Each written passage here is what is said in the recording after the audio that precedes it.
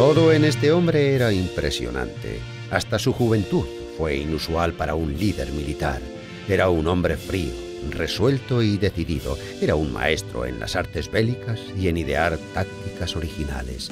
A pesar de que perdió la Segunda Guerra Púnica entre Cartago y Roma, el gran general cartaginés permanecería invencible en la memoria de las futuras generaciones. Nació en el año 246 a.C. en la familia del prominente militar y líder político cartaginés Amílcar Barca. El niño fue llamado Aníbal, que en púnico significa gracia de Baal. En esos tiempos, Cartago era un estado poderoso en el norte de África, pero el estado romano dificultaba el comercio marítimo en el Mediterráneo. Y el padre de Aníbal era un gran adversario de Roma. Según el historiador Tito Livio, Amílcar educó a sus hijos como leones en contra de Roma. Aníbal solo tenía 9 años cuando, durante el sacrificio a Júpiter, juró un odio eterno a Roma. Viajó con su padre a España, donde los nativos de Cartago esperaban poder levantar una barrera entre ellos y los romanos. Años más tarde, el joven se convirtió en el encargado de la caballería, y tras la muerte de su padre y de su hermano mayor, a los 25 años, Aníbal se convirtió en el comandante al mando de todas las tropas. El historiador Tito Livio escribió que Aníbal aguantaba el calor y el frío con la misma paciencia. No su placer, sino sus necesidades físicas eran las que determinaban lo que bebía o comía. En numerosas ocasiones se podía ver al comandante abrigarse con una manta y dormir en el suelo junto con sus soldados. Siempre era el primero en comenzar los enfrentamientos y el último en dejar el campo de batalla. En el año 219 a.C. atacó una ciudad española que guardaba alianza con Roma.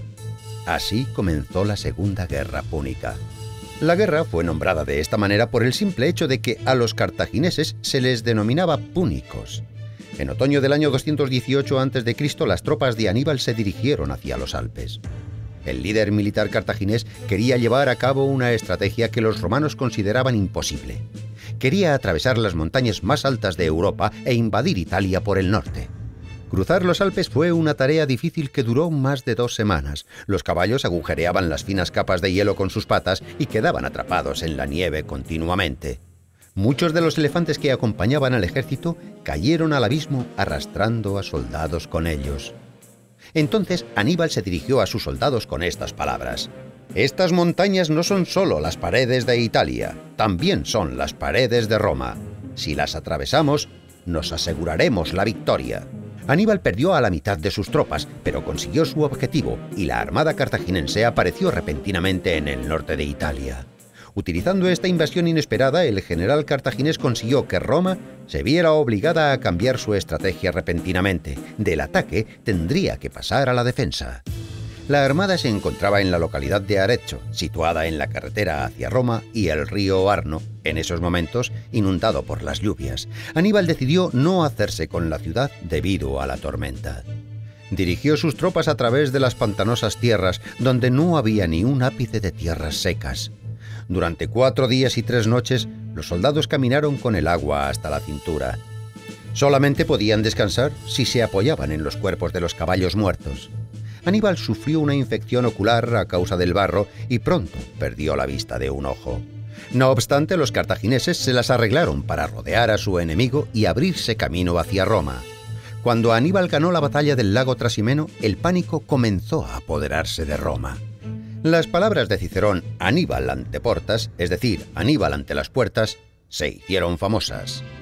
Entonces, el cauteloso líder militar Fabio Máximo trabajó en unas tácticas especiales para agotar a los cartagineses, utilizando breves encuentros y largas marchas. Aún así, Aníbal era capaz de provocar al enemigo para que comenzara la batalla. En el año 216 a.C., en Apulia, en la ciudad de Canas, ahora el monte de Canas, comenzó la gran batalla.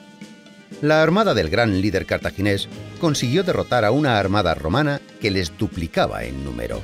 El comandante Aníbal consiguió hacerse con la victoria de una de las batallas más conocidas de la historia antigua.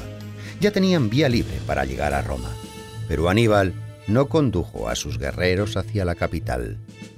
Aníbal, puedes ganar, pero no puedes usar la victoria. En esos momentos, Escipión, un nuevo comandante romano, llevó a sus tropas a África, tierra natal de Aníbal. Los líderes cartagineses solicitaron la presencia inmediata de su mejor líder militar, capaz de vencer a los romanos en su propio terreno. A los 42 años de edad, Aníbal volvió a Cartago. Pero esta vez, la suerte militar se puso de parte de los romanos. En una batalla cerca de un pueblo llamado Zama, Aníbal sufrió su primera derrota. Cartago accedió a restablecer la paz bajo condiciones romanas y declaró a Aníbal como único culpable de las calamidades que había sufrido la ciudad. El ya antiguo comandante se vio obligado a huir. Firme al juramento que había realizado tantos años atrás, Aníbal continuó luchando contra los romanos, prestando sus servicios en la corte de Antíoco, en Siria. Pero los romanos, para establecer la paz, pusieron como condición que Aníbal debería serles entregado. Aníbal, perseguido por sus enemigos y difamado por sus compatriotas, vivió el resto de sus días muy lejos de su país natal. Residió en Bitinia, Asia. Una mañana Aníbal fue informado de que su casa estaba rodeada de soldados. El comandante no quería que sus enemigos le capturasen con vida, así que se envenenó. Las victorias de Aníbal siempre perdurarán en la memoria de futuras generaciones.